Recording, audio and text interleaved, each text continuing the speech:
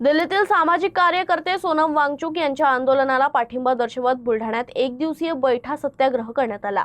जयस्तंभ चौकातील डॉक्टर बाबासाहेब आंबेडकर यांच्या पुतळ्यासमोर सामाजिक कार्यकर्ते ॲडव्होकेट प्रवीण सुरडकर यांनी आंदोलन करत पोलिसांनी आंदोलकांवर केलेल्या कारवाईचा निषेध नोंदवला आणि सोनम वांगचुक यांच्या मागण्यांवर सकारात्मक निर्णय घेण्याची मागणी केली। बुलढाण्यातील जयस्तंभ चौकात सामाजिक कार्यकर्ते ॲडव्होकेट प्रवीण सुरडकर यांच्या नेतृत्वाखाली हा एक दिवसीय बैठा सत्याग्रह आयोजित करण्यात आला। दिल्लीत सुरू असलेल्या सोनम वांगचुक यांच्या आंदोलनावर पोलिसांनी केलेल्या कारवाईचा निषेध व्यक्त करत आंदोलन दडपण्याचा प्रयत्न झाल्याचा आरोप यावेळी करण्यात आला। सोनम वांगचुक यांच्या आंदोलनाला देशभरातून मिळणारा वाढता पाठिंबा आणि आगामी मोर्चाच्या पार्श्वभूमीवर ही कारवाई करण्यात आल्याचा दावा आंदोलकांनी केला। सरकारला त्यांच्या प्रकृतीची खरोखरच चिंता असेल तर त्यांच्या मागण्यांवर चर्चा करून योग्य तो निर्णय घ्यावा अशी मागणीही यावेळी करण्यात आली।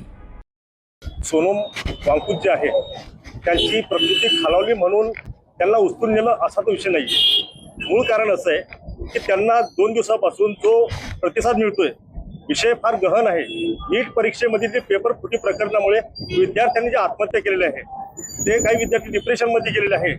त्या महत्त्वाच्या विषयासाठी ते उपोषणाला बसून आज 20 दिवस झालेले आहेत। त्यांच्या एकंदरीत 20 तारखेला जो त्यांचा समन्वयार्थ जो मोर्चा निघणार आहे त्याचा त्यांना एक अंदाज आलेला आहे की देश आता पूर्णतः आपल्या विरोधात चाललेला आहे आणि सोनम वांगचुक यांना फार मोठा प्रतिसाद मिळणार आहे।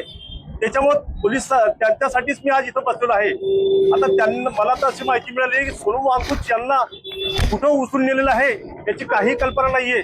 आता काही विद्यार्थ्यांना तिथं मारहाण सुद्धा झालेली असं मला माहिती मिळालेली आहे आणि मला असं वाटतं सोनम वांगचुक यांच्या जीविताला सुद्धा धोका आहे अशी मला एक माहिती सुद्धा मिळालेली आहे। तरी मी देशातील जनतेला एक आव्हान करतो की या विषयाकडे सर्वांनी गांभीर्याने लक्ष देणं आवश्यक आहे।